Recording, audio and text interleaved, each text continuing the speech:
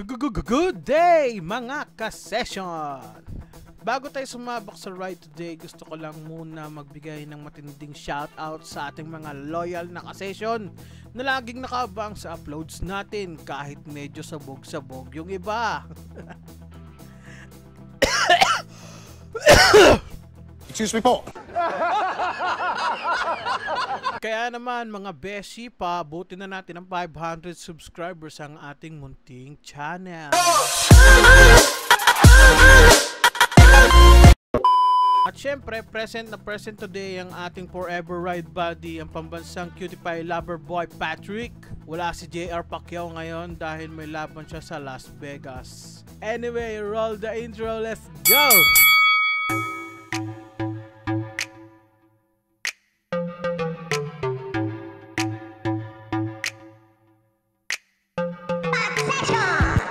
Naiwan ko yung ID ko. Kunin ko lang.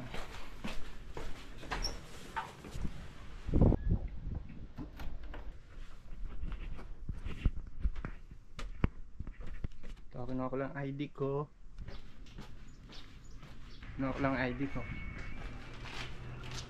Nakailang banggit ako lang, kinuha ko lang ID ko. Okay. Yan, nasa ka na. Kulang kami ng isa. Ang oras ngayon ay 6:07. So mga 7:30 siguro ang dating namin doon, depende sa bilis. So ayun na nga mga ka-session, may lakad tayo today sa isang annual bike event sa CCP Pasay. Isa itong event kung saan maraming nabubudol at mas lalong napapagalitan pag-uwi ng mga misis kasi akala nila bibili lang ng brake pads, yun pala buong bike. Matagal-tagal din naming hinintay itong event na to. Actually si JR pa nga nagaya, pero siya pa tong no show. Ang lakas mang ghost, parang ex mo. Itong ruta na to, third time ko na to, pero this time no maps, pure memory. Buti na lang hindi tayo naligaw at walang flat tire. Thank you Lord sa safe ride.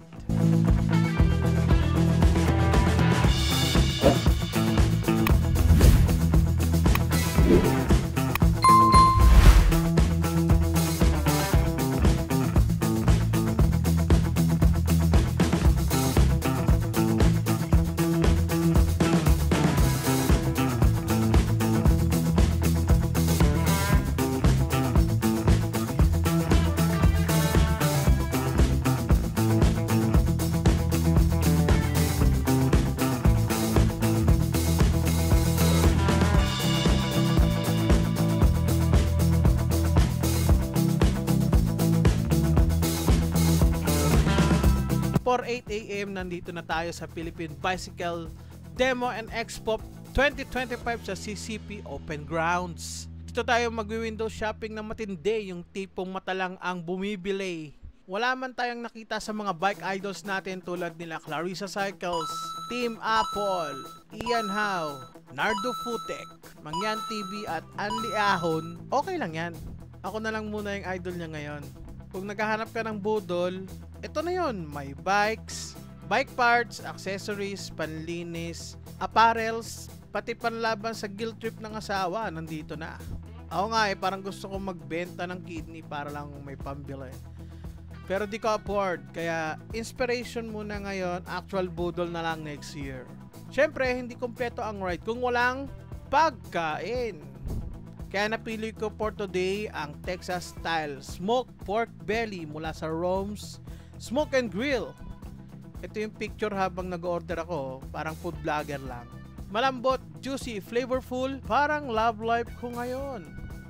Tapos partneran pa ng Ice Spanish Latte, boom, solved na. Tapos chinek na rin natin yung in-order na event shirt and bike cap.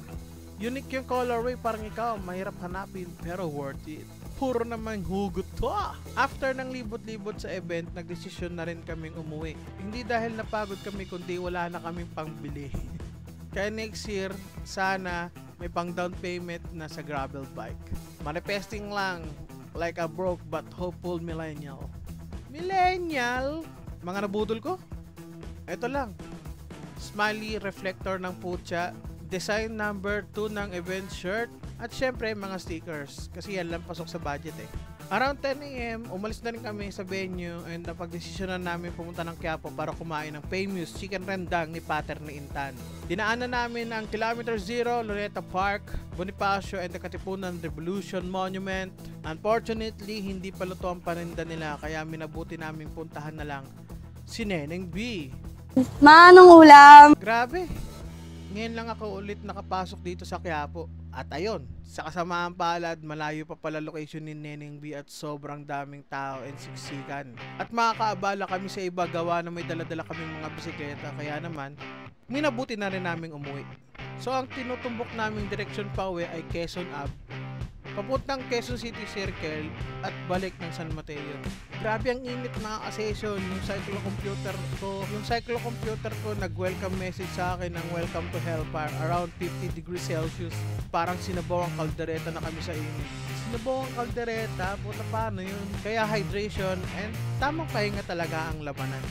Around 12:30 PM, nandito na kami sa San Mateo proper and that's a 55-kilometer ride sa init, alikabok at budol temptation.